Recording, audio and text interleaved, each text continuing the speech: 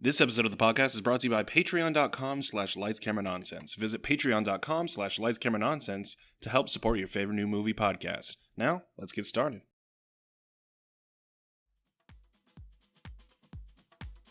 You ever try to learn another language after... What? Did you ever try to learn another language, like, post-high school? Yes, and I have failed miserably each time. Although I do know a fair bit of American Sign Language. Oh, that's good. I mean, that's I don't want to say, like, learning an audio language is just useless, but, like, a visual language like that is... it's beneficial, you know, especially for somebody that, I don't know. I always find it to be like, oh, that's really cool. They know sign language. And like, oh, he knows Mandarin? Cool. I could learn Mandarin. Fuck, I don't know. Mandarin's supposed to be pretty hard. I don't know. They say the same thing about English, but who's counting? Yeah, that's because we have the same word meaning like 5 different things. Like red, and red, then red. There's the different spellings of everything. Yeah, they do the same thing. I don't know. We're real bastards over here. Hello, everyone, and welcome back to Lights, Camera, Nonsense, where we give you all the latest movie magic you may have missed. I'm Nick. I have all the questions and none of the answers. Simmons. And I'm Zach, Pop Rocks enthusiast Smith. This shit's dangerous, man. Be careful. And on August... it's okay, I'm an enthusiast. I know what I'm doing. Yeah, you appreciate it. Yes. You're not, like, made of Pop Rocks. I understand how dangerous Pop Rocks are. Like, you can work with Pop Rocks, but you have to understand how dangerous they are. Did you ever... You have to respect the Pop Rocks. It's more of an honor of Pop Rocks. Did you ever eat the stick? Like the little stick you dip the stuff in? Yeah, almost always. I always ate... Are you talking about like the sugar rock stick or the Fun Dip? The Fun Dip's like this little white stick. It looked like it was made of plastic. But when you discovered for the first time that it was edible, and you're like, oh, what? How long did you go before you discovered that the stick was edible? No one told me, all right? You don't read the packaging on a candy little mechanism thing, wrapper, whatever. I do. It's like the Wonder Ball. Nerd. You look at the Wonder Ball and you're like, what is the point of this? And then they're like, I wonder way, what's in a Wonder Ball. Yeah, and then they're like, there's some stuff in there. Enjoy. So wait. That's the end of the conversation. You're like, all right, I'll enjoy the stuff in there and the chocolate outside. So the stuff on the inside of the Wonder Ball is not edible. Yeah, no, it is. It is? The Wonder Ball had the little like the toys that are edible and the stickers that are edible. You're thinking of the Kinder Surprise. No, they're the same Kinder thing. Eggs. Wonder Balls had little toys in them. No. Wonder Balls are the ones with like the chalky sugar candy that was in them. Oh, no. Those were like bouncy balls or something. God, or am I thinking of And on August 1st, let's dive into the previews. Zach, what have you been watching? So I watched collections. I watched collections. Oh, well, you had all the time in the world. Yeah. You watched everything. I watched a collection of things. Starting up, I actually just today sat down and watched the very first episode of Muppets Now. Okay, yeah. Tell me about this. It's the new Muppets show that's on Disney Plus. I really enjoyed it. It's like 25 minutes or so, standard half-hour show without commercials. Most of it is unscripted, or at least like the stuff with the celebrities is unscripted, right? And then everything with just the Muppets is pretty much scripted. So they have like kind of a mix of just off the cuff. What's the word for the style of comedy? Improv. There we are. Improv. Oh boy, that bodes well for the rest of the podcast. It's a good start. It's a good indicator, especially with our beginning. But yeah go ahead. So like half of it is improv, and then the other half is like skit sort of thing. Right. At least with the first episode, it's kind of like half and half in terms of what works and what doesn't. The opening bit with there's a kind of a fashion thing with Miss Piggy that's really fucking funny, and then it just kind of like takes some steps down as the show progresses through. After that, there's a skit with Kermit and Walter on like professional type hobbies. So like Walter thinks that Kermit is supposed to be like a pro at photography. Yeah. And then Kermit's like, well, actually, no, I'm a pro at photobombing. So the whole skit is him photobombing different things, and then Walter eventually tries it, and it doesn't go well. But classic Muppets shenanigans. Yes. And then there's a Swedish Chef skit, probably the weakest point of the episode. Fuck the Swedish Chef and everything he does and represents. They have it's kind of like a variety cook show type thing, like right. a Ina Gardner sort of show. A Martha Stewart type thing. With they have the celebrity chef on there, and like she's like actually making a recipe, and then the whole time the Swedish chef is over on the other side. Burger. Yeah, basically not being a chef whatsoever. You're the worst Swedish chef. And in concept, I think it works, but in execution, it's a little flat. The joke goes on for a little longer than I think it can work, but kind of stretch it. And then it they close out with a interview between Kermit and RuPaul. Oh, nice. From RuPaul's Drag Race, and there's some good bits in that, and then like. People keep interrupting the interview, so like depending on who's interrupting, it's funnier than some of the other ones. But overall, yeah, I really enjoyed it. I will definitely keep watching. I'm excited for more. And I was just sitting there when I started the episode. I'm like, I love me some Muppets, man. Like when Muppets hits, it hits different. Yeah, like it just. It's so feel good. It's warm, fuzzy, good feelings, just all around. Let me ask you one of the most important questions I'll ever ask you on this podcast. Okay. Is Pepe the Prawn on the show? Is he not in the first episode? He's not. He's not? But I will say that they are using a bunch of like not well-known Muppets throughout as well. Okay. Like Deadly shows up because he's plays like kind of Miss Piggy's publicist, sort of. Kind of similar to the ABC show where he played her stylist on that show. Exactly. Yeah. It's the same role. Okay. And then, they have Walter still showing up from the movie, and, That's so cool. and there's even some smaller ones too that you're like, oh yeah, that guy. So like, I like that they're utilizing the full gamut, and it's not just, the big guys like Gonzo, Fozzie. Right. Animal doesn't even show up for the first episode. Oh, wow. So, yeah, I like how it started.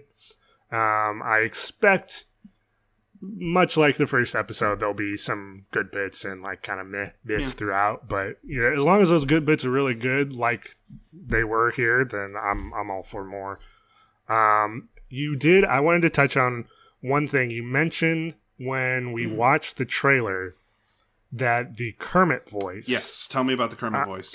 Is different than what it has been in the past. And when I watched the trailer, I didn't really pick up on just how different this new person is. Mm-hmm. You notice immediately when you watch the show. Eventually you get used to it. By the end of the episode, I'm like, okay, like I'm feeling it. Like I've adjusted more or less. But when you have breaks in between when Kermit is showing up, it's really off-putting. And of course that just comes with familiarity. Like if it is. No matter what happens, if you change something that you've been used to for the last 20 years, then it's always going to be like, ooh. It's just going to take time. About that. Yeah. But like I said, you get used to it for the most part. And aside from, there's one line in the episode where I swear to God, it's just Norm MacDonald's. It's just Norm MacDonald doing Kermit. And like, I don't know where it comes from. Because the guy is like he sounds different, but he's consistent with how he's sounding for the most part. And then there's this one line where I'm like, that doesn't sound like Kermit at all. Yeah. What are you doing here? But all that to say is ultimately I did enjoy it, and again I will continue to watch it. Moving on from there, I watched Ready or Not. Okay, cool. Yeah, this was the horror comedy that we talked about on the podcast back when I saw it in theaters. Yes, you saw it when it was released. Yep. It's on HBO Max, or I think it might have left at this point. It was. I think I caught it like right before it left. I'll look that up. But what'd you think about it? I liked it. It's a good campy kind of genre film. Not really hiding a whole lot underneath its surface. You kind of get what's on the tin. Yeah, you can still watch it. Oh, cool, good. Well, I'll say that you should go ahead and give Ready or Not a shot. It's fun.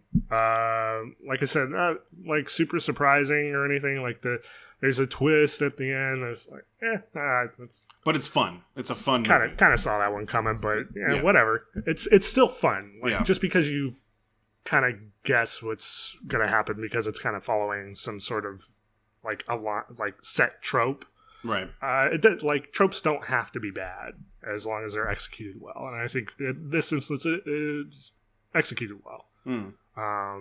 Some good funny moments. It's definitely very dark humor. Yeah. Where like there's several times where people die that are not supposed to die, and the general response of is like, I got blood all over me. Yeah, you take the feet, I'll take the head, and we'll take care of this, I suppose. And, like they've all seen it before, kind of thing. Yeah. There's a few like nagging things I have with it in terms of like, wait, so what would have happened if they hadn't drawn that card? It would have been a different game. Yeah, but like, no death game, right? Like, it's the way they do the setup is like kind of argues with itself. It's like on the one hand, everybody is fully aware of the possibility of this death game that unfolds. Mm-hmm. So if you don't know, the basic premise of Ready or Not is this guy is part of a huge board game family, very famous. Only they have acquired their fame through an ancestor's basically deal with the devil, in which he will sometimes require a sacrifice to continue their success and just living in general. And then is it who's marrying in? The actress? Yeah. Oh my gosh, I just had it pulled up. It's not Lily James, is it? No, it is Samara Weaving, who looks exactly looks exactly like Margot Robbie. But Australian instead of British. Yeah, that's right. So she's marrying into the family, and then every time someone marries in, they have to play a game where they take a card randomly from a deck, and depending on what that card says, they play that game, and then it's kind of like an initiation thing. Right. But the way they set it up is everyone is kind of like, oh, well, it's definitely going to happen. Like, for sure, we're going to be playing hide and seek, which is, hunting down this person who's trying to marry in so we don't all die. But there's other games that they can play, and it's not really... It's like Mouse Hunt and checkers. Or like checkers or chess. Like, what happens if they draw those? So it's like, it doesn't matter, like the general conceit is still there. Like, it's all set up, but like sometimes that setup kind of like is at odds with itself, and I'm not quite sure what it's trying to do. I think they don't really go too in depth with it, and we're kind of digging into the weeds of the plot of this movie. But I think with like some of the easier games, they're not death games. But that's why some people who marry into the family, no matter what, they're guaranteed to be in the family and join in on the success. So, like, if it's checkers and it's a one-on-one game, no matter who wins or loses, they'll be fine. It's not like hide and seek, Right. Which I get, but like of the people who from the family who are participating in this kill game, like less than half have actually seen it happen. Right. But they're all kind of like on the same wavelength of like, oh yeah, this is definitely going to happen. Like, well, if it only it said something like it's only happened once in the last 30 or so years. Like, well, it's a big family. How?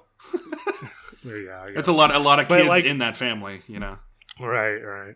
I don't know, but overall, that's just me nitpicking, as I like to do.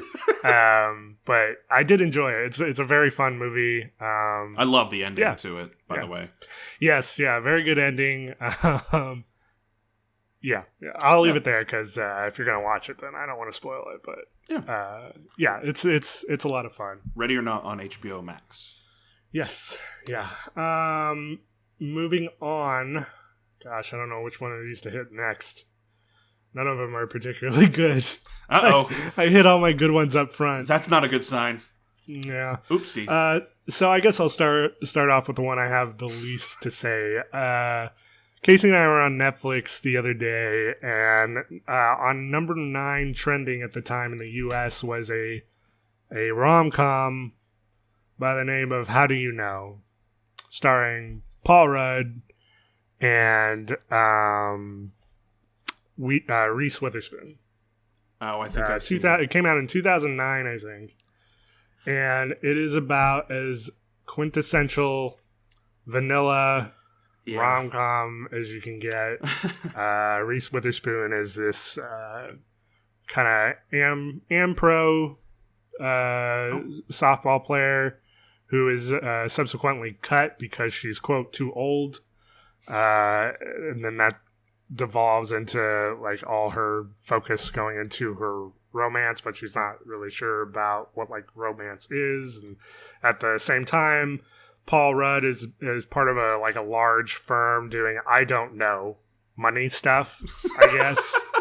I don't know. His job is important somehow to the plot. Who is then he is being sued by the U.S. government for fraud, large-scale fraud. His father, played by Jack Nicholson, is the CEO of the company, so you can kind of guess how that goes.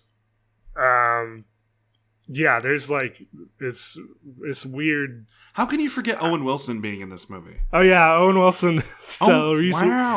Wow. Yeah, Reese Witherspoon, in her effort to figure out how you know when you're in love, starts dating Owen Wilson, who is, I guess, a pro baseball player, who is like pretty scummy, but upfront about how scummy he is. That's weird. He's like a total player. That's against Cass like for she Owen. Stays over at his house the first time, and like she goes to like leave, but still has on the dress that she wore when they got there the night before, and he's like, "Oh no, you don't have to wear that." And then like goes into the closet and he has like creepy rows and rows of clothes and shit to pick out. Like, oh, here you go, here's some sweatpants, and she's like, "This is fucking gross." Yeah. And then spends the rest of the hour and a half long movie being with this person. First of all, I thought you were going to say dress. Like, he gives her a dress. I remember this. No. He gives her sweatpants? Yeah, sweatpants, tracksuit, like, comfy clothes. And he's got, like... So, not only that, she goes to brush her teeth. She pulls out the drawer because he's like, oh, toothbrush is in there. And he has, like, all these individualized pre-packaged toothbrushes. It's very player-esque. For the women that stay over. For the whores that stay... They're whore toothbrushes. Yeah, I don't...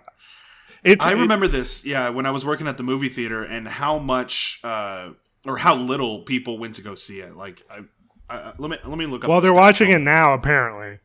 And it does this thing, that so many of the romance movies of the time do, where they're like, okay, well, we gotta make sure that we show that this lady is career driven and she has a life outside of her own romance or whatever. And then 10 minutes into the movie, they're like, but fuck all that shit.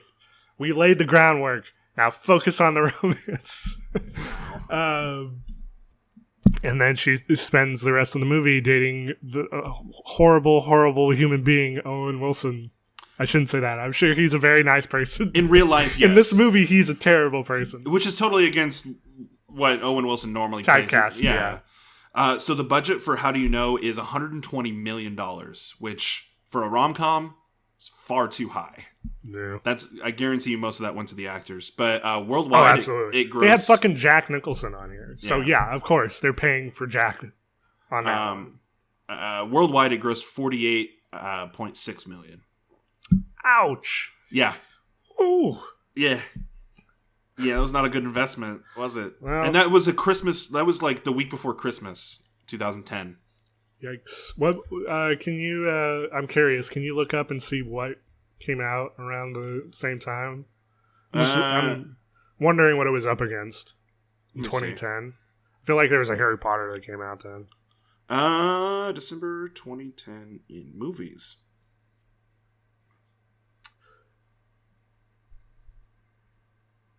Gulliver's Travels, I remember that. Nice. Narnia: The Voyage of the Dawn Treader, which killed that franchise.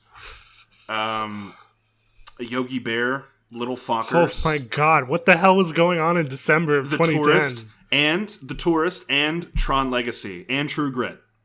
Fuck. Oh, well, okay. True Grit, I remember that did pretty well. Yeah. So that's what everyone went and saw in Christmas. Yeah. And The Fighter. Christmas.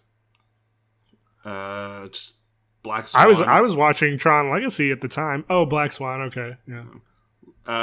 Some of the award-looking films. Sure. The Warrior's Way. Oh damn, ninjas. We'll watch the trailer after. It's fantastic. All right, The Warrior's Way is one of the best movies of all time. It sounds vaguely familiar. Well, I might have wiped it from my memory. It's one of those B schlock type of movies that you immediately toss out of your brain as soon as you walk out of the theater. But it's like Ninja Assassin. It's the same caliber as Ninja Assassin. Okay. Yeah. So I could go on about the stupidity of How Do You Know, and that. But how do you know, Zach? How do you know? Tsundere Reese Witherspoon in this. Because that's what she is. Yeah. She's mean, but in a loving way. And she just doesn't know how to romance, man. I love when protagonists don't know how to romance in a romantic comedy. It's like, this is what I pay for. I need to figure out how. I mean, if she can't figure it out, then do I have it figured it out? Do I have it figured out? Do I have it figured it out? Figured it out. What was the other terrible movie you watched? I have one pretty bad one and then one middling one. I also watched The Curse of La Llorona. Okay, so you're diving head into the. I mean, do you count it as it's the Conjuring universe? Yeah. Yeah. It is counted in the Conjuring universe because the priest from Annabelle, which I didn't realize was the priest from Annabelle until I looked it up. From Annabelle 1? Annabelle 1. Okay. 1. Shows up, and it's like, Annabelle priest, there you go. Connection. So at this point, this is the last Conjuring-verse movie that I needed to watch before I had seen them all. So now I have seen them all. It's a movie. Don't you just love it when we summarize a movie as it's a movie? That's because movie. It leaves no impression whatsoever. I will say, for its benefit, it's better than The Nun. Okay. That's something. It's not good, but it's better than The Nun. I gotta say, like, The Nun, like, I still haven't seen The Nun, or La Llorona, My Corona. My Llorona. And Annabelle Comes Home, which I believe is the last Annabelle. Is that 3? It is 3, yes. So I haven't watched those 3 movies, but I from what I've read and from what I've been told, those are like the bottom 3 Conjuring universe movies. Actually, are you talking in terms of like franchise or like in the whole universe? Like those are like the bottom 3 if rated. Because together. Annabelle 3 was actually I guess you don't remember my review of it. Because we review so few movies on this podcast. Is actually pretty good. It's schlocky bullshit, which I like, and it knows it's schlocky bullshit. Okay, well, as long as it revels, as long as it knows. So that one is actually really good. I would say Annabelle, the first Annabelle, is probably, it would take its spot in terms of like lower 3. Oh, wow, okay. But in terms of lowest 2, for sure, this Curse of La Llorona and The Nun are far and above the worst. All right, double feature tonight. Oh boy, enjoy. If you're gonna do that, plan around it, because if you're gonna drink, you need more alcohol for The Nun. Okay, because that's just straight up bad. Curse of La Llorona is boring. The Nun is bad. Okay. Yeah. All right, cool.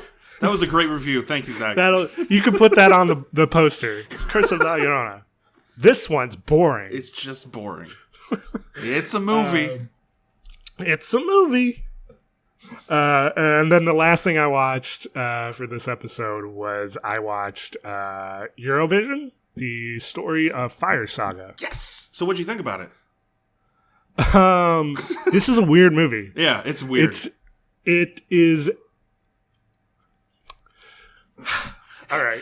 So it goes in purporting itself to kind of be along the lines of like your typical Will Ferrell like jokey movie, like Talladega Nights, Anchorman, that kind of shit. But then there's parts of it that are played like super sincere. Yeah. It's Will Ferrell and Rachel McAdams, who they are part of Fire Saga, which is their duo name. Mm-hmm. They make music in the hopes of being included on Eurovision, which is like this big contest for, It's basically the Olympics of. Not American Idol, but like it's basically that. It's like European Idol. Yeah, it's European Idol for the but it's also played for like not jokes or anything. I'm talking about like the real life Eurovision music contest. Yeah.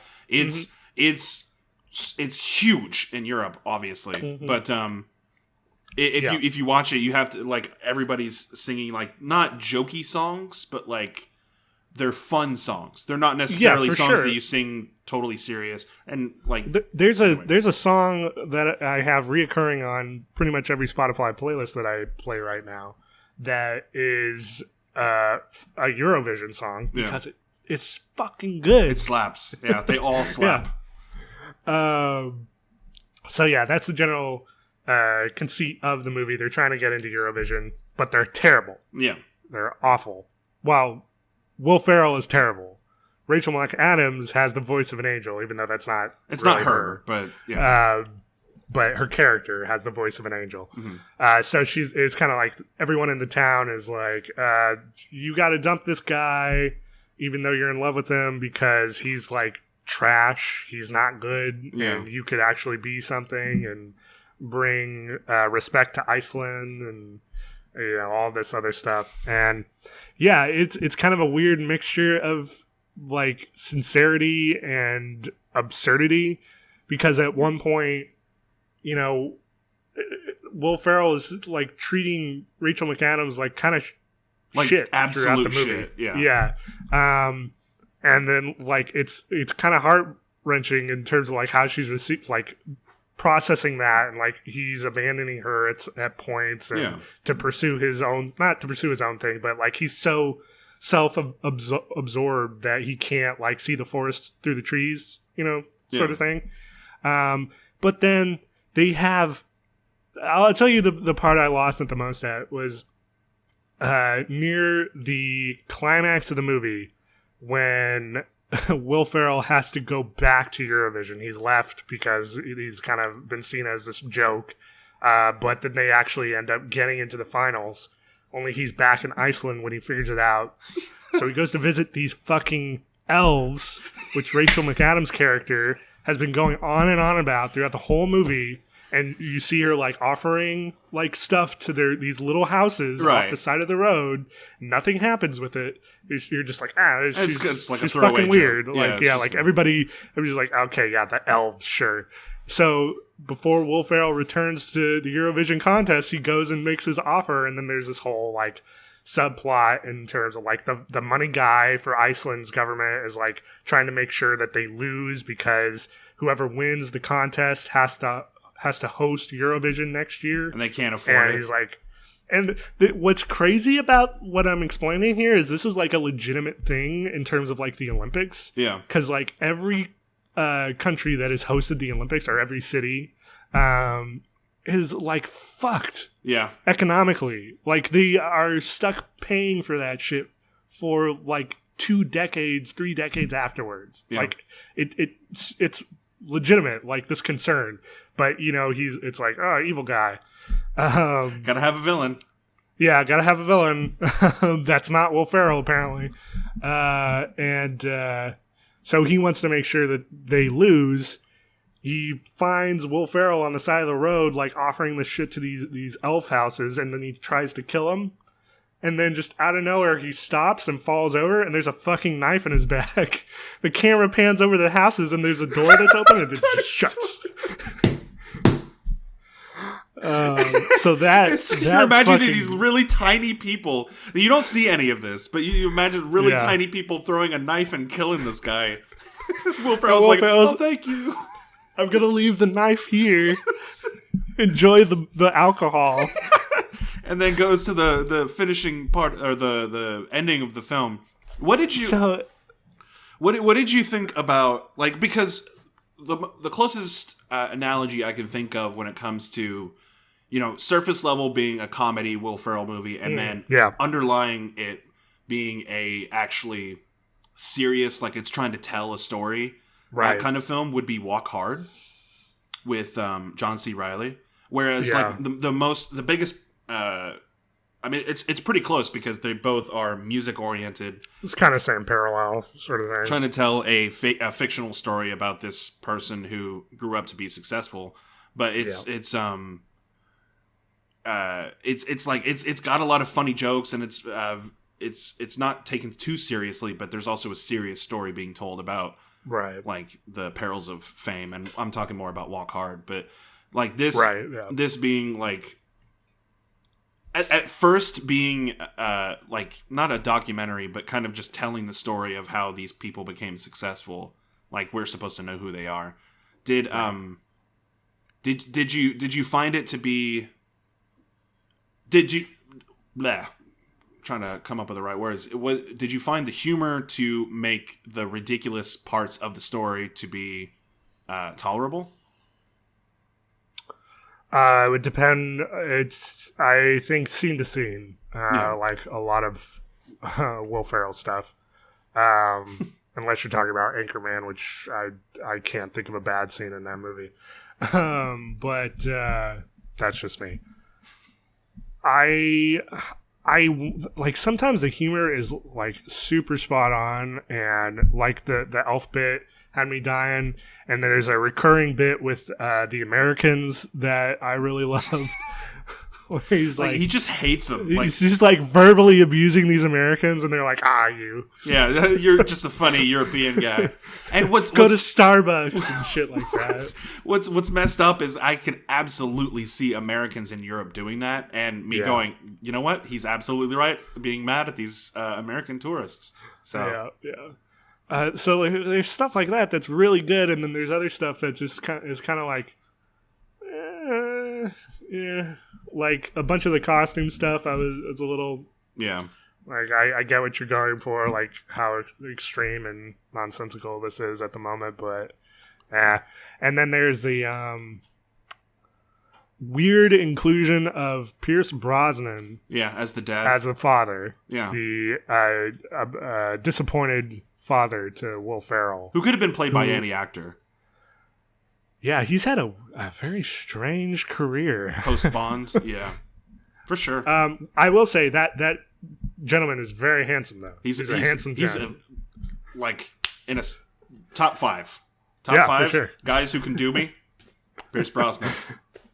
Yeah, I mean, like, I think what I'm really getting at to kind of wrap it up is, like, I think there's stuff that really works, and then stuff that just kind of falls flat. And did you like the music? It's also too long. Yeah, it's a little long. I will say that it's like 2.5 hours long. Way too long. Yeah.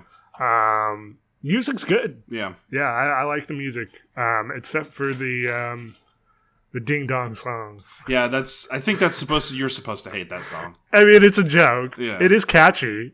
And wow, is it sexual, but yeah. Yeah. Most Scandinavian songs are sexual. Come on, let's be honest.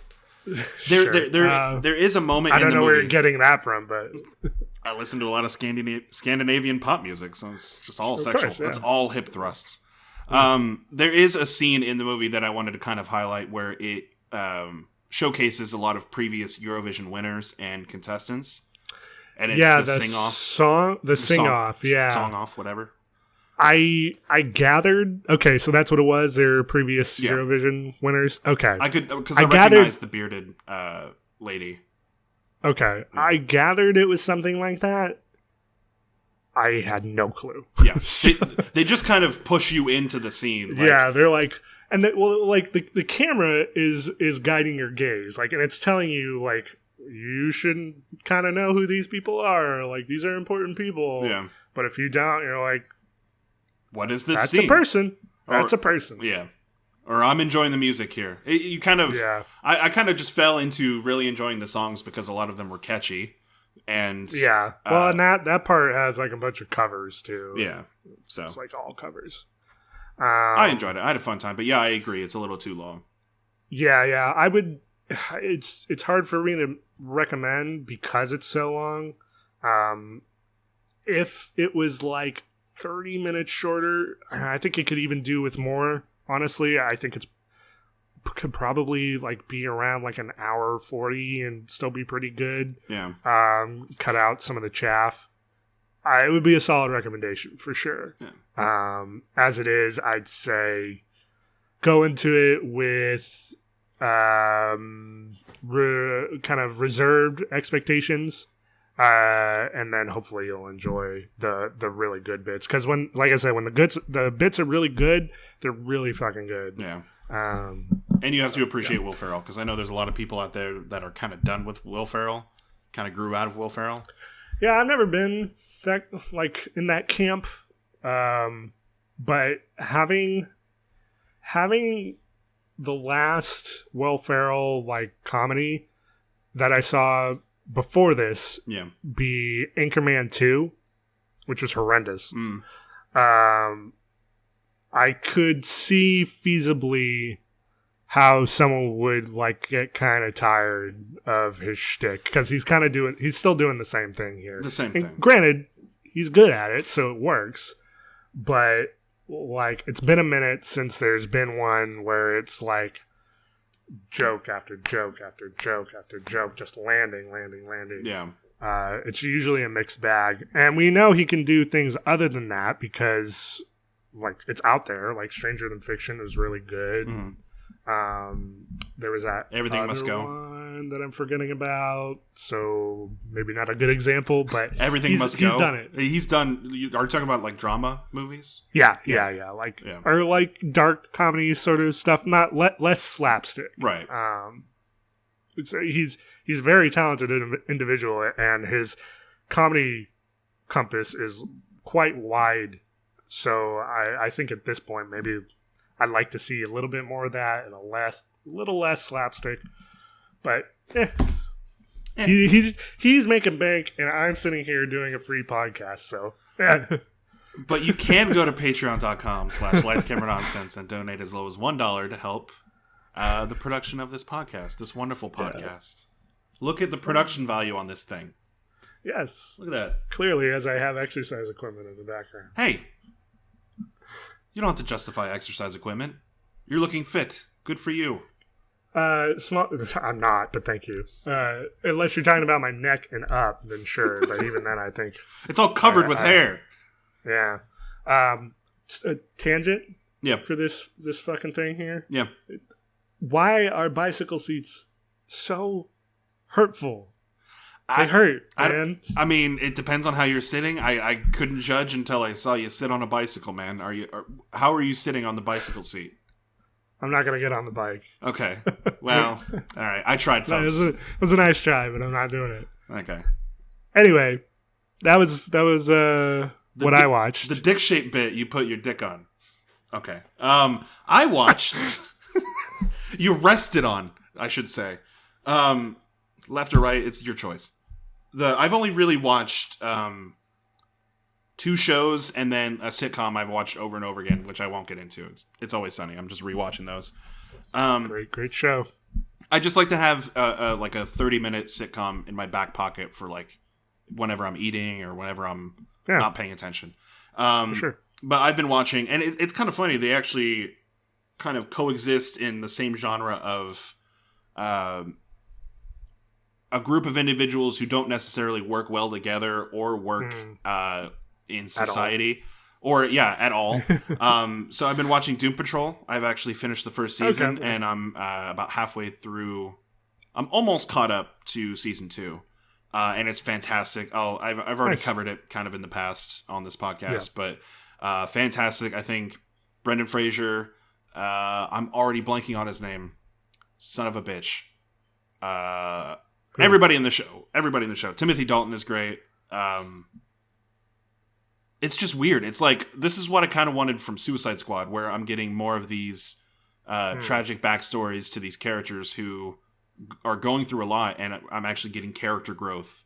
And that's what I like from TV shows as opposed to movies, where you're actually getting the time to learn who these characters are and kind of how someone with that kind of backstory would react to living through and it's not really kind of a spoiler, but they're basically to an extent immortal. So they've been living for decades upon decades upon decades, and then going through life like that.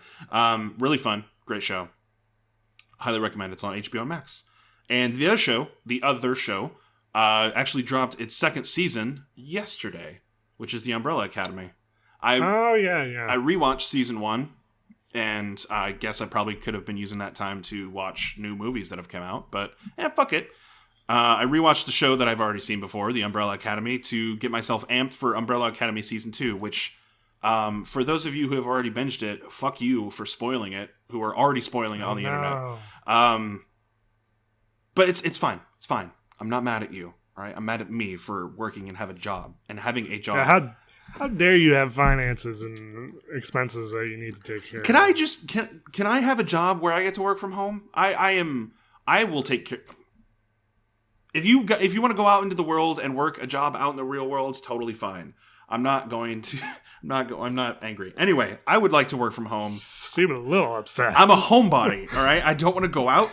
Clearly, if you can tell by my skin tone, it's kind of hard to tell because of the fluorescent and incandescent lighting I have in my situation here. But both of us are pale. If you look at both of us, we don't get sun. We're vampires. No. Hate it. Yeah. Hate it. But going back to The Umbrella Academy, for those of you who haven't watched or read the graphic novels that it's based off of, created by Gabriel Ba, or illustrated by him, and created by Gerard Way of My Chemical Romance, which was that's already interesting because you're like, what does this emo guy know about making graphic novels? But really successful graphic novel. If anything, I feel like the cross section of that is not as absurd as you laid it out there. Well, I'm just like you. It's like, oh, this guy with his fucking Transformers musical background going into a completely different medium and coming out the other side of it successful. Because you look at, I mean, I hate to pull the name card, but Gene Simmons' son, Nick Simmons, not known for. Are you trying not to slurp directly? I'm trying not to do it directly into the mic, but I need coffee, so like I gotta like just consistently get it into my bloodstream. Oh my gosh! But it's like near the end of this cup. and I don't want to get up and refill it. So yeah, right in the middle of my conversation. Yeah, here we are. Should have planned for it, man. But the Umbrella Academy season 1 basically introduces you to this family of children who were all born unnaturally one evening in 1989 to like 47 different women, and this rich umbrella company owner decides to buy 7 of them and raise them on his own, and they all turn out to have powers, and they all grow up and things happen, and they all kind of spread apart as they grow up, and then they all come back once they all find out that their father has died, and blah blah blah, things happen. Emma Page, that's her name, right? No, Ellen Page. Ellen Page, Emma, sorry. Ellen Page is in it. Tom Hopper from Black Sails is in it. He's fantastic. I almost said Ed Sheeran. It's not Ed Sheeran. Misfits guy. Yes. Robert Sheehan. He was also in Mortal Engines. Did not see that one. He's fantastic in this. In fact, after you finish watching Misfits, he's only in half the series. Go watch Umbrella Academy and then watch Mortal Engines. He's fantastic. He's always playing kind of the whimsical, like off the cuff kind character. Yeah. He plays Klaus. Fantastic. They have a monkey butler by the name of Pogo, of course, and a robot mom. It's fantastic. The second season takes place almost immediately after the finale of the first season, if you've already watched that and recapped all of that. And it basically covers the second story arc of the graphic novel, where they're in Dallas right before Kennedy's assassination. And things are at play, and there's actually, like, I'm only 4 episodes in out of the 10 episodes of season 2, but it's already diverted pretty heavily for some of the characters compared to the graphic novel, which is interesting so far. Do you think that's a good thing? So far, I've been getting a lot more background for those characters, but it's been a minute since I've read this second story arc, so we'll have to wait and see. I'm pretty sure... Sorry, go ahead. I was just going to say, like, by the end of the first episode of season 2, I was like, all right, I'm in. But it was like an hour before I had to go to sleep so I could wake up to go to work this morning. So I was like, shit, I'm in, but I have to go to sleep so I can go to work and then come home and then record the podcast and fuck. So I've stepped into the doorway, but I was like 3 hours too late. So now I got to turn right back around and go home. Is what you're saying. Oh, yeah. Yeah, I thought you were just describing, like... no, just me in general. Yeah, that's just my life. Yeah. I mean, that describes every day of my life, is I just got to turn right back around after 3 hours. Yeah. Only get a few hours of sleep. Watch as much TV as I can to cram in for the podcast, but it's fantastic. Both of these shows cover a band of kind of misfits, if you will. Yeah. Who have you seen that show? It's fantastic. It's on Hulu. And it's just kind of fun to get these not necessarily stereotypical tropish type of characters going through the motions of saving the world, whereas like most shows, I don't know, you got your superhero shows like Arrow or Flash where you have kind of characters you've seen before, but this bad writing. Yeah, it may not even be bad writing. It may be decent writing, but it's not on a CW show. You know what I mean, though. They're dropping the mic, but they're fun because they're interesting and they take it in a different direction. So I recommend the Umbrella Academy. Both seasons are up on Netflix right now. Doom Patrol is on HBO Max, and I've just been watching those and Hayao Miyazaki movies. I'm halfway through My Neighbor Totoro after having watched it for like the 10th time. It's cute as hell. That is a very cute movie in which nothing happens. Exactly. I hate movies like that. I really do. But it's just cute. I love it, but literally nothing happens in that movie. Yeah. Some stuff still happens. Good though. Still great. Not really. Yeah. Not really. Yeah. There's a fantastical journey. Sometimes that's all you need. Mom's in the hospital. Bridge to Terabithia. Nothing happens in that except for the girl dies. Wow. Yeah. Spoiler alert. Nobody's the girl. It's the girl. It's the rope, right? It's the yeah. I never watched the movie. I just always hear it. Like, yeah, it's she tries to swing across the open like bridge area to get into Terabithia, but the rope breaks and she drowns.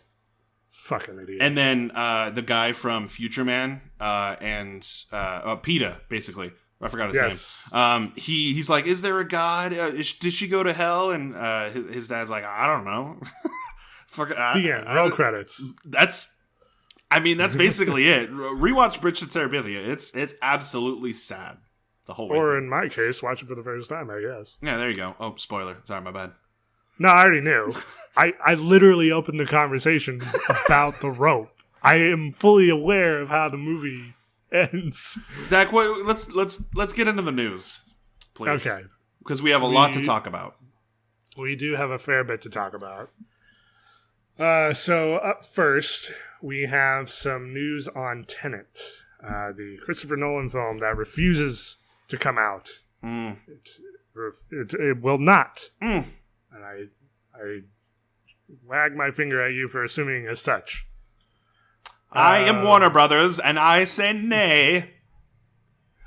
So originally the story was going to be, when I had it on the docket, it was going to be Tenet was delayed indefinitely. Yep. What has happened is it has a new date. I feel like all new dates are going to be temporary going forward. Of September 3rd in the U.S. Now, that being said, it's actually coming out overseas before in late August. So it's kind of an interesting sort of situation we find ourselves in which Tenet will technically be out in the wild because they're judging based off of, I think this was called, Variety. The Variety story I had was talking about how the Train to Busan sequel has actually been performing very well for the studio overseas, and they're kind of using that as a litmus test, sort of, to gauge how successful a movie would be to be released in those regions outside the U.S. So that's why they're going with they're going forward with a international release for Tenet now. I don't know if that September 3rd date is going to happen, because at this rate we've had like 5 reschedules for Tenet. Yeah. But yeah, we'll see on that. Looking forward to watching that on HBO Max. Yeah. Next up, a couple other delays and reschedules. First, Paramount has delayed Quiet Place 2 and Top Gun Maverick to next year. Fuck! That's the only reason I grew this mustache, was for Top Gun Maverick. Oh. Now I just look like an asshole with a mustache. I'm not a Maverick anymore. Fuck! God! Fuck! I'm very sorry that your facial hair has been tarnished. God damn it, Tom Cruise! You Go ahead. You okay, buddy? No. Look like an asshole. Go ahead. So those have been delayed. Additionally, Disney has pushed back both the new Star Wars trilogy, I guess, that was coming, and the Avatar sequels out by a year. Now, with that, they have also scheduled like the next decade of movie releases for both franchises. But how? Yeah, how? How, when they hadn't, like, essentially no major releases this year? Yeah. So, each year, and this is according to, again, Variety. I have a lot of Variety sources this week. I'm not judging. You get your sources. Each year between 2022 and 2028, Disney will release a new Star Wars or Avatar follow-up. So, like, we'll get a Star Wars, Avatar, Star Wars, Avatar, Star Wars, Avatar until 2028.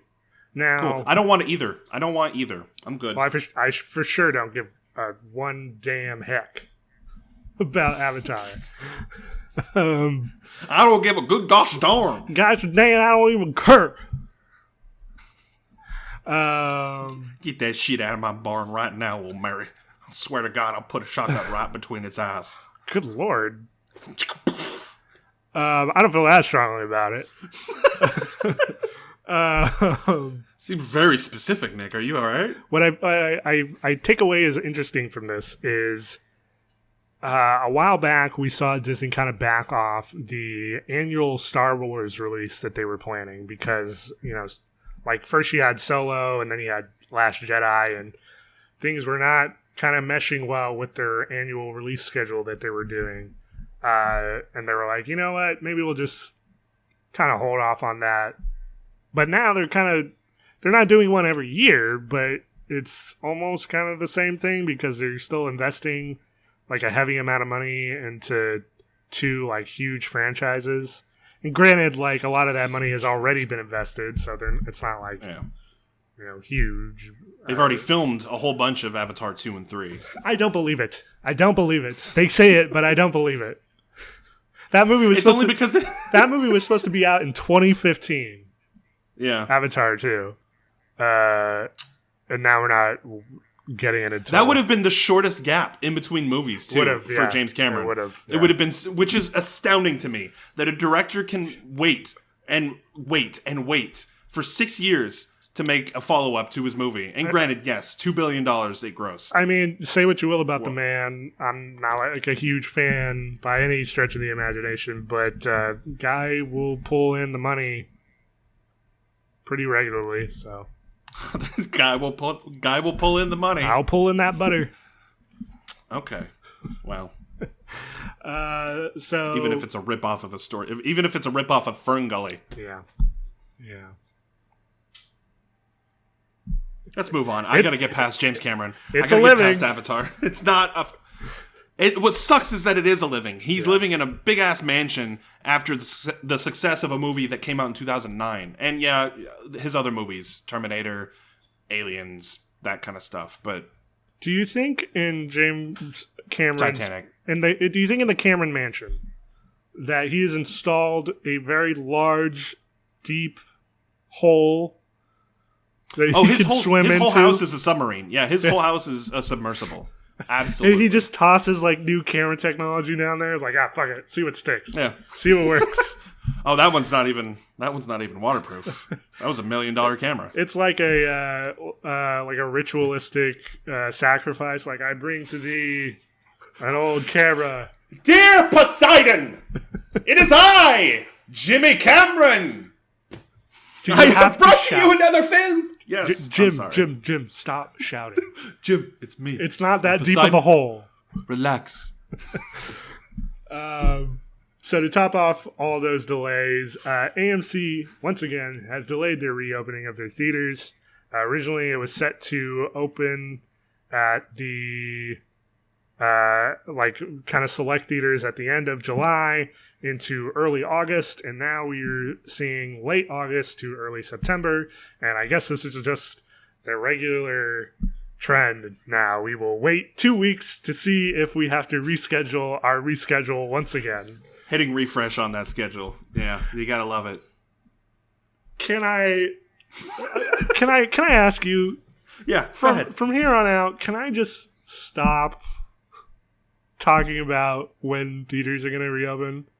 Yeah, let's just not talk about it. Until one of us is in it. Yeah, until one of us actually braves, and it'll probably be me, because honestly, I'm going through withdrawals right now about sweet buttery popcorn entering my veins. And yeah, I have Redenbacher's, not sponsored. It's different, right? Even if you melt butter and like ooze it, just and eat the butter it all over. That's what's happening here. That's why you have the bike. But I'm just saying, like, there's a difference between movie theater popcorn, and I worked in a movie theater for 4 years, and I still love it. I need it in my veins, and I need the big ass screen in front of me. Absolutely, yeah. I miss it, man. And it'll be me who goes in first, and I will report to you live from the movie theater. Please, and then please do. But be safe too. If you walk in there and there's like a full house, don't do it. Yeah, no, no, I won't go in when they like open it up to all the. But we were talking about it in a previous podcast episode. They're offering for certain movie theaters before they ended up like shutting them down again. You could like pick a seat, and it's for the chain that we follow. But like you could pick a seat, and it grays out the other seats like surrounding you. Yeah. So like there's room for like a possibility of going to opening theaters, but like when you still have movie chains like Regal who are not enforcing a mask policy, even though the entire state that in which the building it resides in is saying wear a mask in every building you're in. So I feel like this is going to be the norm for a minute, and I don't want to waste everyone else's time coming in here and being like, there's a new date again. Hey, guess what? Delays again every episode. And we're doing this every 2 weeks. I'm generally okay with doing movie delays because it's a little bit more specific, and even if those are changing fairly frequently too, but like legitimately, I don't think there's been an episode for like the last 2 months where I haven't come here and said such and such theater chain is reopening in the next 2 weeks or some shit. Because they're so like they're biting down something or other. I don't know. Fuck it. We'll just have to wait and see what happens. Honestly, when we come out the other side of this, because there will come a day when we can go out and not feel as worried about stupid people not wearing masks. Oh no, I'll be worried about stupid people for the rest of my life. That is my constant state, is worrying about stupid people. Even if it's welcome to not even in a pandemic. No, that's just me. That's just me and my anxiety. Not even with outside of the pandemic. I think so little of everyone else.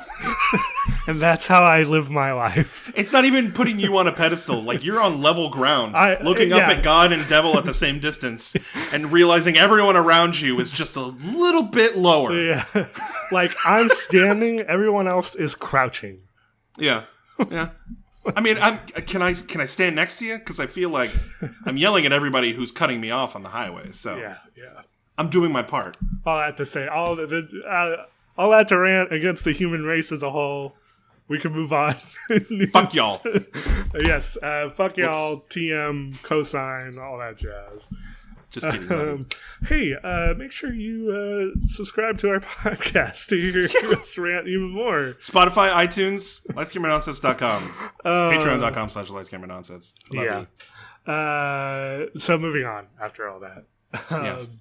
Bill and Ted 3 Face the Music is officially going to VOD on September 1st. So nice. They are not doing the traditional theatrical release for this sequel, which I think that will actually not do too better. Surprised at. Yeah, for sure. So we actually have a deadline, Zach, and we should talk about this after the podcast. We have a plan for Bill and Ted 1 and 2. Yes. So hey, that's exciting. I'm looking forward to it.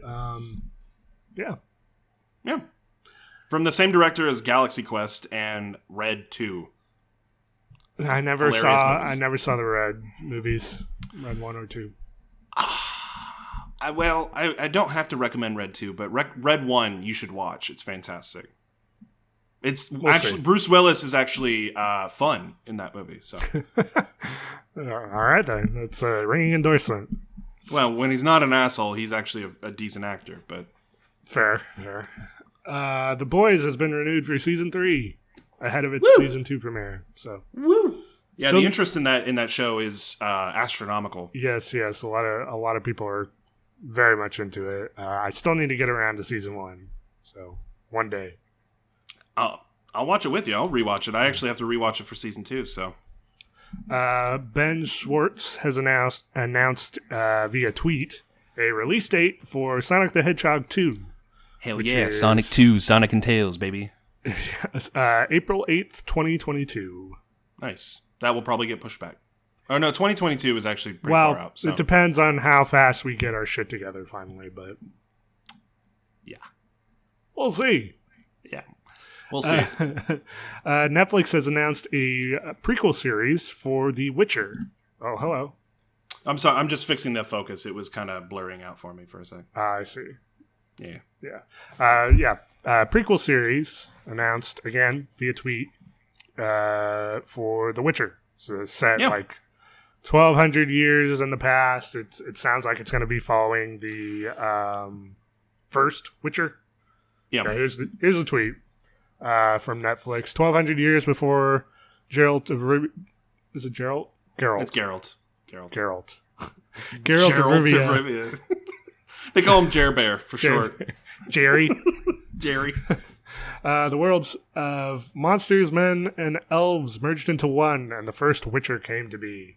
Announcing The Witcher Blood Origin, a 6-part live-action Witcher spin-off series from Declan Dabara and Lauren Schmid-Hissrich. Think that's I'll have to look up what they've done in the past, but I'm interested if it's... Were they not I thought they were the creative team behind the series. Season 1? I mean, if they are, then cool, even better. Because I'm looking forward to Season 2 being especially more linear, so it's a lot easier to follow. Mm-hmm. So I'm not having to pause episodes and go, wait, which timeline is this? Yeah. And the production value for Season 1 was fantastic. So if they're going the way of what Game of Thrones was originally planning to do... Right. Then we'll have to wait and we'll have to wait and see, but I'm looking forward to it. I love a good high fantasy series. Yeah, for sure. Jordan Peele and Issa Rae are teaming for a new science fiction / horror movie called Sinkhole.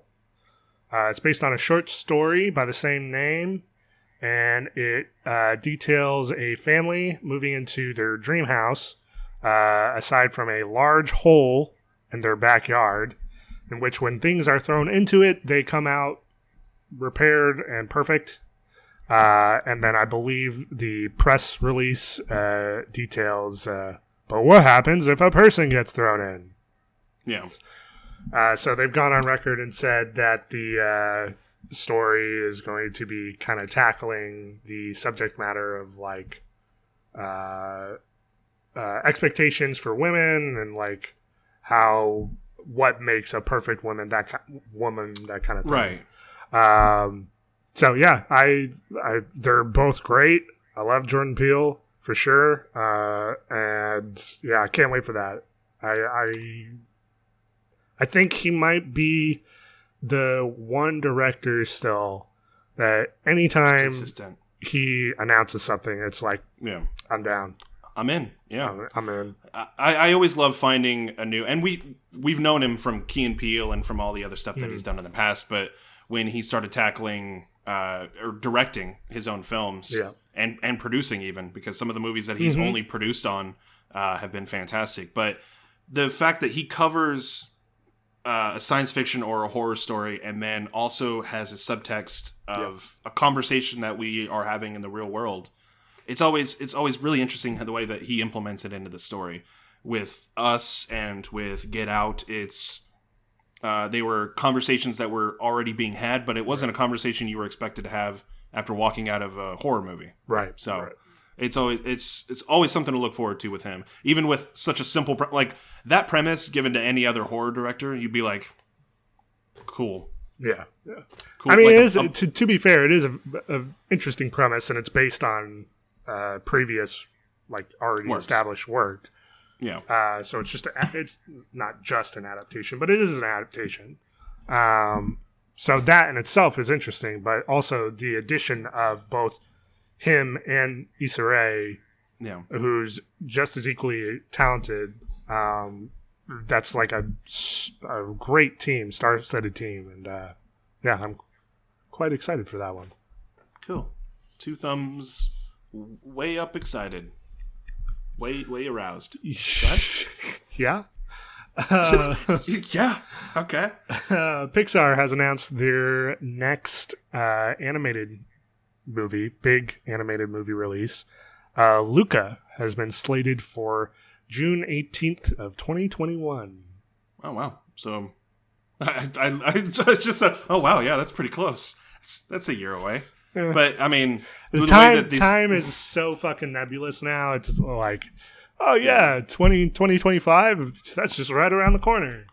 Except it's not. It's so fucking far away. And also March, that was forever ago. Yeah.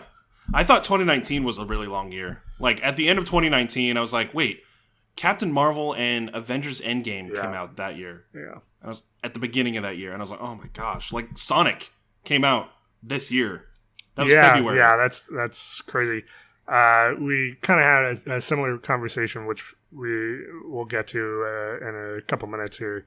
But yeah, looking back at some of the things that came out, it's like, what? No. Yeah. No, not. No. Mm-hmm. Mm-hmm. Wow. Mm-hmm. Yep. Mm-hmm. Sorry, I'm done. We can move on.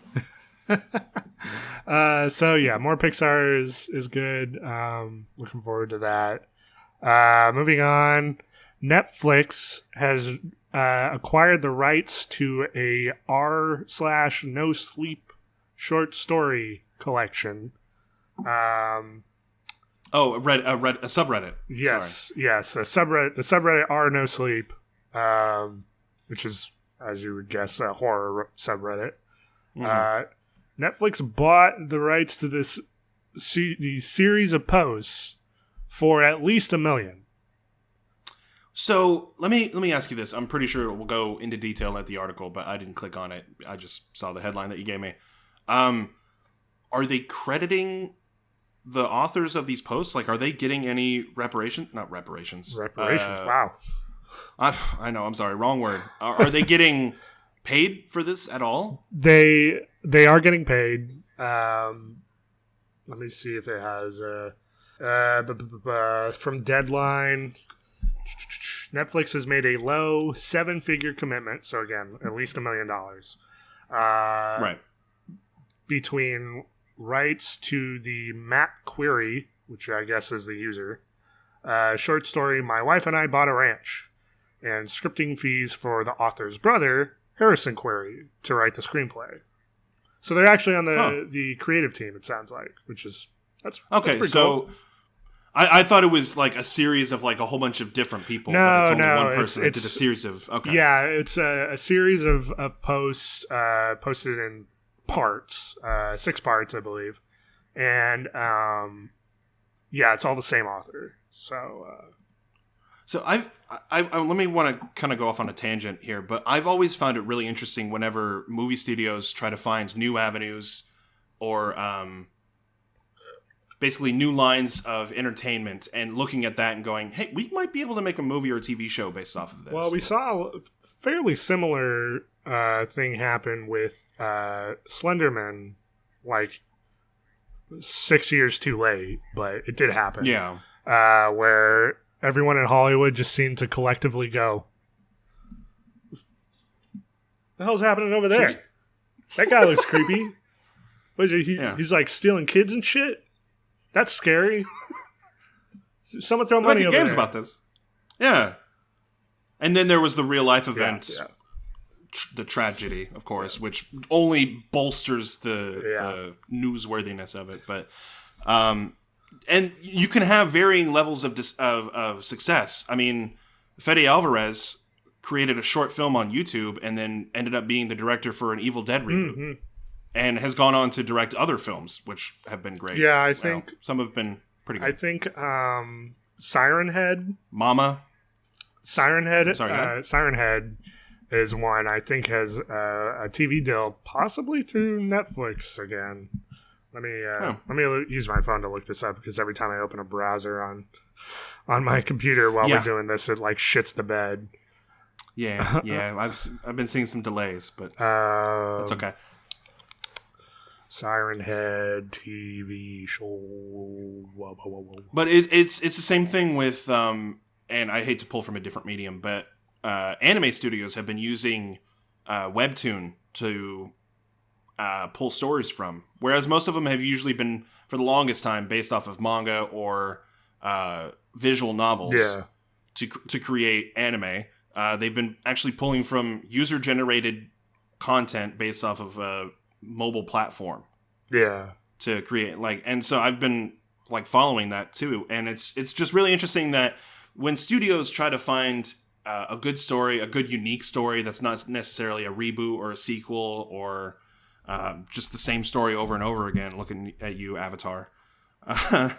They look to the most unexpected of places, and yeah, you'll sometimes find some gold there, like on YouTube or Webtoon or even Reddit. We'll have to wait and see, because like even Slenderman, like way back in the day when it first started, it was a creepypasta, and then you had Marble Hornets. Fairly soon after that, and then like I said, almost over half a decade too late. Everyone was like, "Oh, maybe we should do something with that," and then everything that came out of it was shit. Yeah, except for the video game, one of the versions of the game. I count that. I count that in the same kind of vein, because that initial release was like right off the heels, like maybe 2 or 3 years afterwards, but it felt like immediate. Maybe that's just me. I don't know. Well, it was a simple premise for a game, but. What were you looking up? I was looking up to see if there were any TV deals or anything like that for, I don't know if you're familiar with Siren Head. I'm not. It's kind of another creepypasta type thing. There's a couple YouTube videos that have been going around of like this nicely edited kind of kaiju. It's like a man figure almost, but his head is a bunch of sirens, and when he's walking by, you hear like the city alarm system sound going off, and it's like creepy sort of like monster vibe sort of thing. I thought there had been a deal made for the rights of that, but I couldn't find anything. So if it has, it's just been in talks. It's still in the works. Yeah. Moving on. Where did I leave off? Oh yeah, the Netflix. So yeah, that guy, good for him, getting a bunch of money. Yeah. Trying to decide which of these I want to hit first. Just go for it, bud. I believe in you. Now it's I've waited too long. Now the suspense is too much. It's super fucking awkward. Neither one of these stories is that interesting. I'm just gonna go ahead and straight up tell you right now, all of this dead air, people are gonna love it. They're gonna love it. You know, it builds an audio podcast. It builds the suspense and tension. They're like, what? Is it? Did my radio stop working? Is he gonna say it? Universal and AMC have agreed to a new release window deal, where instead of the normal 90 days. That is generally given to theaters before studios will then release onto streaming or video on demand sort of thing. Universal will now get to do that in 17 days. Just a little over 2 weeks, which is fucking crazy. Was it worth it? Yeah. Well, was it worth the suspense? Well, I mean, it would have if you just rolled with it. A 3-day difference. What? No, not 1990. No, from 14 to 17 days. What? What? I'm so fucking lost. Move on to the next story. I'm cutting all of this. No. What are you talking about? What are you talking about? Thing. Universal and start over. Okay, start over. Universal. Listen. Okay. Universal and AMC have made an agreement, a deal. Yeah. That after 17 days of a movie being in theaters, Universal can then release that movie onto VOD. Normally, that wait time is 90 days. Okay. I heard 14 for some reason, and then you said 17. I said just a little over 2 weeks, so you might have been internalizing that. Yes. Which is 14 days. I'm so fucking confused. It normally takes 90 days from a movie to go from the theater to a digital platform. Now it's only going to be 17 days. So it's shortened dramatically. Yes, dramatically. And I will say also, it's exclusive rights to AMC. So Universal, had that huge kerfuffle with Trolls coming out and a bunch of chains kind of bitching them out about going that way. So now it looks like they're kind of just focusing on AMC for the majority of the releases. And then they also said that big ticket movies like Jurassic World, Fast and the Furious, that kind of thing, that theaters could approach them for those showing rights individually. So it's still all kind of moot at this point, though. With it is, theaters unless they just not open at all, force them to be open, but they're not going to get any people to come. Or they might get. They're not going to get the numbers that they expect when they open. They're not going to get the numbers that they hope, but they're still going to get numbers. Right. Remember, everyone's laying down or crouching. We're standing. We're up here. We're up here. Far better than everyone else. Oh, yeah. I'm sorry I yelled at you, Zach. I just didn't understand because I was thinking of Universal, and I'm like, okay, yeah, the movie studio. And then AMC, and I thought of the TV channel for some reason. Yeah. And I was like, what does that have to... What? And then 2 weeks... And I'm sorry. No, it's the American way to shout when you don't understand, so I get it. And it's been a lot of It's Always Sunny, and it's kind of seeped into my being for a little bit. So it's making you a worse person. Is that what you're telling me? Yeah. And then I got frustrated because I knew all of. I got frustrated because I'm like, should I edit this out? Like me just. I'm not. It's more work. So no. And then, I was gonna say last. Yeah, man, I'm doing it again. What is wrong with me? I have like a block or something. You have the content. Right, I know. I'm looking at it right now, and then I'm like, I'm getting all flustered from myself. I don't want to talk about it. I don't want to talk about it. The 2020 Emmy noms have been announced. I will use this opportunity to say we will not be going into it here because one Nicholas to the side of me has uploaded a very handy walkthrough, as it were. It's not handy. It's handy enough. You list everything that's been nominated. I have it right next to me when I'm going through the list, so you can watch it at your leisure. Yeah. You went through all the Emmy noms and kind of did a little short side of nonsense, as it were. Yeah, it was just kind of it was an idea I was throwing around there for a little while, covering some of the stuff that I wasn't sure we would be able to cover on the podcast per se, because I know we do the podcast every 2 weeks, and so some of the stuff might slip through the cracks. I mean, you are very good at casting a wide net, but sometimes there are things that... Well, I'll just say up front, I'm super glad you did it, because anytime we do nominations, I'm like, that's a TV show. Yeah, I don't watch it. That's if you watch the video, you'll notice that there's a lot of me saying that because there are a lot of shows that I haven't watched, and I've already said I say on that video that I will commit at least a little bit to watching each of the shows that were nominated, so that I can have a say in the matter when it comes to awards. Well, I appreciate you falling on your sword for my negligence. Sure, I'm glad I could do that. Without even taking you into consideration. Yeah, of course, yeah. And then last up for news today, initially this story was much more exciting than it is now. When it originally broke, it was said that Junji Ito is a huge horror icon, and Hideo Kojima were in conversations to partner on a project. It then subsequently came out, or Ito tweeted, it's like, hey, just clarification. There's nothing there. We talked at a party one time. Sorry. It pissed me off so much when I looked into it, because when you see two of your biggest heroes, right. Let's just say Superman and Batman, and you're like, I adore both of you. I want them to work on something together. I hope you work on something together, like, say, a League of sorts. That covers justice in a wide variety of areas. Kind of minimizing the other League members there.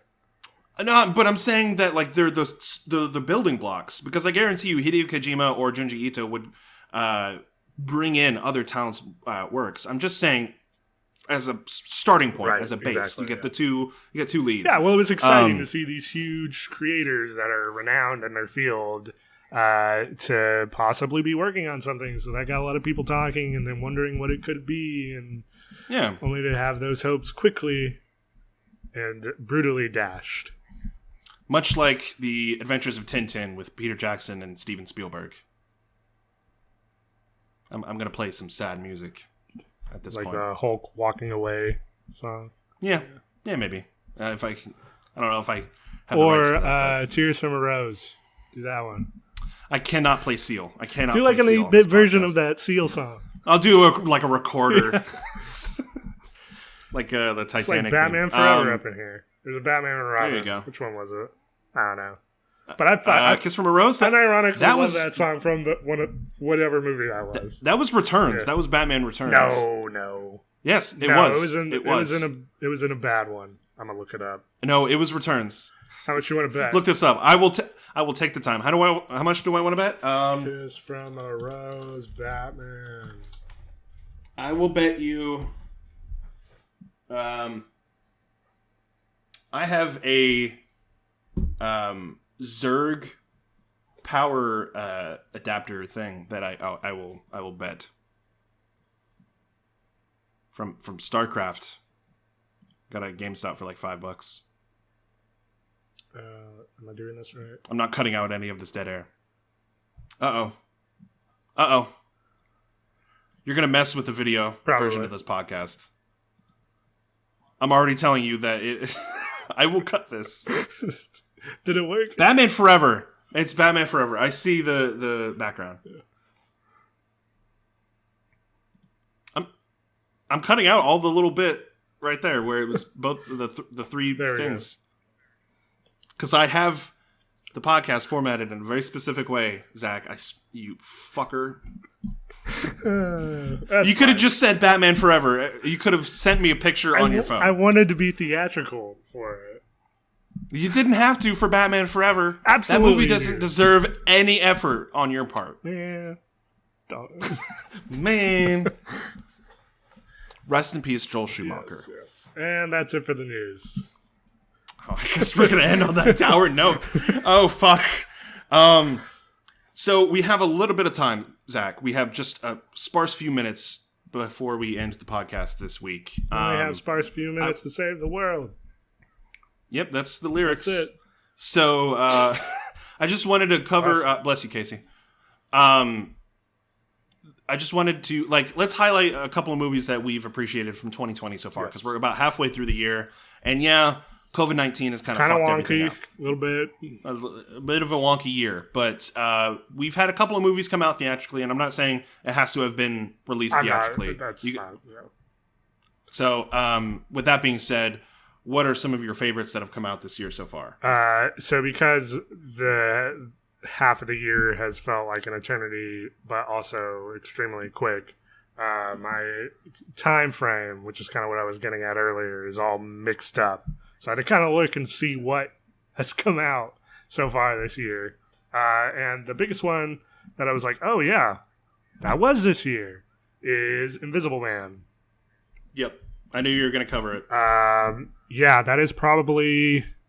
at this point, it's probably my favorite movie of the year so far, because nothing else was jumping out at me. I did really like The Old Guard, so I'd probably rank that pretty high up. That's probably... You've got some recency bias with that. Yeah. Probably. Well, I think if I went back and watched it a year from now, I'd say, yeah, this is pretty good.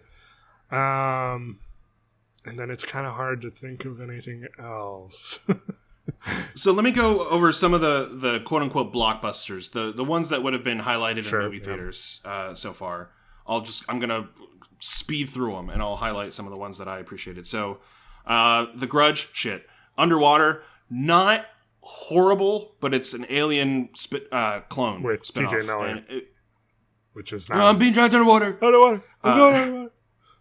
Like a Boss was terrible. Bad Boys for Life. Not a bad action movie, but I was kind of tired of the series so far, and it's Bad Boys. Doolittle, terrible. Although that did technically come out towards the end of last year in a limited release. The Gentleman, fantastic. It's a good Guy Ritchie film. Don't like Guy Ritchie, but the cast was phenomenal in that movie. So if you like his type of movies, it's more the same. Let's see. Rhythm Section, pretty good. It's a little slow and a little bit boring in the middle, but anyway, moving on. Birds of Prey, didn't like it, but a lot of people love it. So, okay, good for you. Horse Girl on Netflix. Can't forget about Horse Girl. I think the it's... Animorph. No, I don't know. To all the boys, P.S. I still love you. I actually watched both movies back to back, and I hate to say that I actually kind of enjoyed both of them. I hear they're good. They're Casey okay. likes them. I mean, they're rom-com, cheesy Netflix movies. Sonic the Hedgehog, fantastic. That scene when he gets his shoes, phenomenal. Fuck off. I cried, man, because the little girl next to me. Sure, yeah. You can say it as much as you like. I'm still not believing you. If you were, I swear to God, when the technology comes where we can revisit memories, like in that one Robin Williams movie where he cuts together. Wait, hold on. The final cut, where he cuts together people's memories and then plays it at their funerals or wakes or whatever. When we have that technology. I thought you were going to go in a very different direction. I thought you were going to say, when we have the technology to make shoes to make you run very fast. No. You silly bastard. Fantasy Island, which was terrible. The Photograph, Call of the Wilds, I heard different mixed things about. CGI dog. Emma, I heard decent things about. Brahms the Boy 2. Impractical Jokers, the movie. The Invisible Man, which is our current, I think, movie of the year so far. We can both agree. If any, Guns Akimbo. Anything from what I'm getting from this list is I'm okay with the amount of movies released this year that I've seen. Yeah. Onward. No. I mean, I shouldn't say it like that. It was fine. It's a fine movie. It's not as bad as Cars 2, but it's as forgettable as some of the more recent ones. It's not as bad as Toy Story 4. I'll give it that. Right. It's like Toy Story 4 was just kind of like, I didn't need this. It's just more of I don't even Toy Story want it. 3 and 2. Bloodshot, which was okay. Some of the CGI effects were pretty good, but it's Vin Diesel. Groot. I think that's about it when it starts getting, because like April and June, you start getting Trolls World Tour, and that's when movie theaters shut down. It was like the last big one. Those guys. Stuber, I guess. There's a movie called Corona Zombies. Corona. There's a movie called Corona Zombies. Yeah. It's Full Moon Features. So it's from the same people who did Evil Bong, which I recommend as a great series. Out of all of those, I highlighted the ones that I really have liked so far outside of Netflix and streaming services. But the fact that some streaming services so far this year have shown that they can support those big budget films, and you can still have the same fun experience. Right. It's not the same exact experience, obviously. You don't have a big-ass screen in front of you. You don't have an audience surrounding you, kind of motivating you to laugh at certain scenes, kind of motivating you to cry at certain scenes. It's a shared experience. But, I mean, I'm alone. One thing I will say, when I'm... I'm just going to... Let's just move on from that. Hey, it's National Girlfriend Day. Ladies. I don't have a girlfriend. Yeah, I have a wife. Talk about it. That's my wife. That's my wife. I will say, when I was looking at things that came out this year, I did run into a couple things that were like, oh, hey, this was released VOD, and nobody talks about it. So things like Saint Maud, from what I gather, were released VOD, and I was pretty stoked about that movie, so I think I need to track that down. I don't remember that movie. That sounds familiar. It's, oh, no, I remember. Yeah. I just looked it up. And that actually came out VOD? I might have been reading it wrong, but I thought that's what I was gathering. Because it's saying October 1st, 2020 in Sweden is its first release. Okay. Never mind. Well, I just got disappointed. Did it to myself. You want to end the podcast again? Yeah, it's saying October 23rd for the UK. And the same thing with Antlers. Like that was the other one I was going to be like, oh yeah, Antlers. Yeah. Fuck. Well, there's plenty of good horror movies out there on streaming services. You just have to look for them. It's not Curse of La Llorona. No, it's or not. The Nun. No, it is not. Most of the Conjuring movies, I have to say, I don't walk away from being scared, but that's just me. I'd say stick to Conjuring 1, 2, and for Schlock, Annabelle 3. Annabelle 3. That's it. None of the other ones. None of the other ones, which is like half. Yeah, it's a large list. So the fact that you're cutting out half of it, it's pretty sad. It's pretty disappointing. Zach, if people wanted to contact us and tell us how wrong you were about the Conjuring universe, how much you were turning into the Wolfman, Zach, I'm worried about you and you're becoming one. Give me a good awoo. Oh, it's pathetic. I don't even know if that contact us. It did. Yeah. If people wanted to get all up in your face about your opinions, my opinions, and how much we're wrong, how much they love movies, how would they contact us? Dear listener / viewer, if you would like to contact me specifically to live out your face-off fantasy, no. But you can try at lightscameranonsense@gmail.com. That's right. It's Just like lightscameranonsense@gmail.com. It's the address is right above you.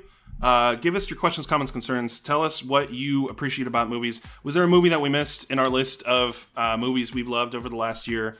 I didn't mention any of the streaming ones, but like, are you hoping? Are you clamoring to go back to the movie theaters as much as I am? Email us. Let us know. And also go to patreon.com/lightscameranonsense. Support us at the $1 level. I'll love you just as much as if you support us at $1 or a bajillion dollars. However much you can support us. If you send me a bag of Cheetos, I'll also love you the same value. Even though bag of Cheetos would technically be more expensive. And also, you found his address. Congratulations. You're a stalker. I get Cheetos, though, so I feel like everyone wins. I mean, and they found your address. Zach, I feel like you're skipping over a very important part. Cheetos. Okay, Zach.